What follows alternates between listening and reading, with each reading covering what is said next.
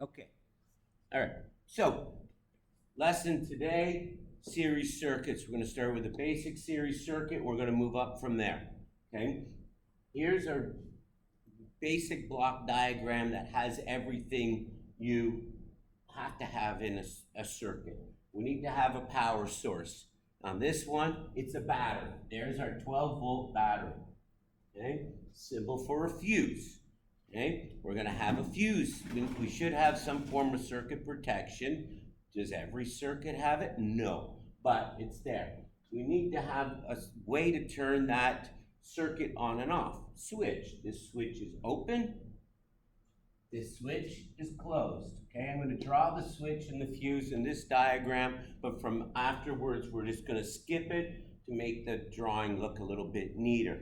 Then we need to have, obviously, we need to have wires to connect everything together. Okay, these are our connection points. Wherever there is an item, there has to be a connection point. Wire coming in and out of the fuse, wire coming in and out of the switch, wire coming in and out of our load. This is a resistor that is drawing here, so that's a symbol for a resistor, fixed resistance. And it could be your light bulb, your motor, anything, your fuel pump, which is a motor, okay, wipers, rear window to fog, anything, okay? So this is our resistance. This is our series circuit. Series circuit has set rules to it. Rule number one, okay, one path for current to follow. Current has to go in one path. Every electron that leaves here has to come back into here. One path, okay? A break anywhere in the circuit, we open that switch, we break the circuit shuts completely off. Doesn't matter where the break is. Even if the break, we close our switch now, even if the break is after the load, after the consumer. That was a light bulb, just because the break is after it, that light bulb is not gonna work, okay? Voltage gets used up in the circuit. So we start off with a point voltage of 12, and we end up here with 0.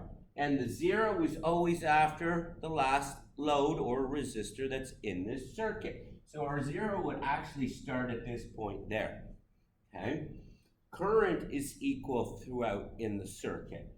Every electron that leaves this battery has to go through completely and come back. So if we had 1 billion electrons leave the battery, we're going to have 1 billion electrons at any single point measured in the circuit. So we can measure current wherever we want, okay? And total resistance is the total sum of all resistors added up. Actually, let's leave that 0 there. So we're going to say that this has 4 ohms, okay? So the total resistance of this circuit is 4 ohms, okay? And if there was another resistor, which we're going to do in the next ones, okay, it will help us, we'll add them up.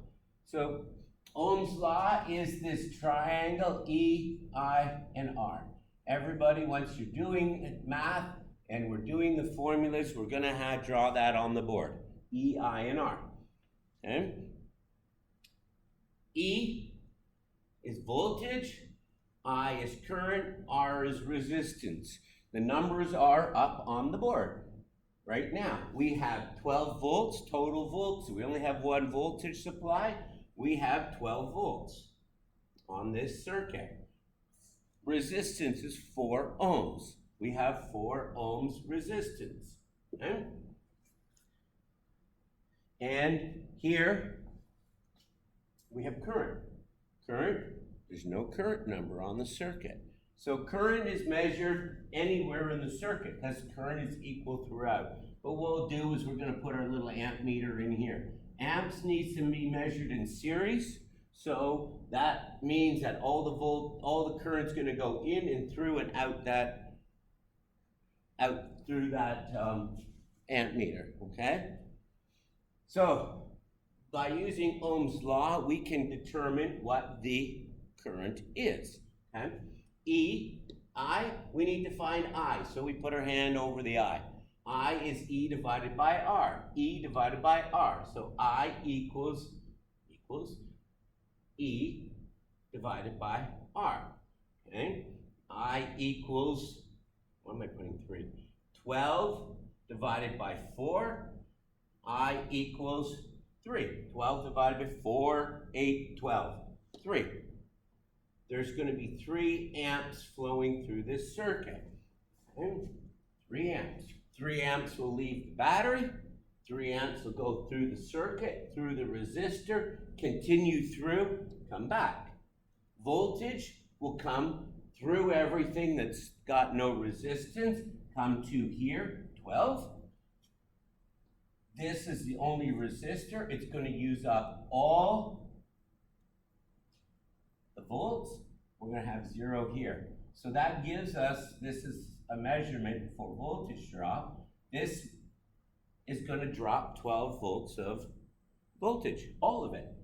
So this is how we would do our basic calculations. 12 volts leaves the battery. We have 12 volts at the battery, pushes 3 amps out because there's 4 ohms of resistance, and that voltage gets used up. All the push is gone, but the flow is still there, and that flow is going to come up and back to the battery, and it's going to just keep on going until we shut the circuit off.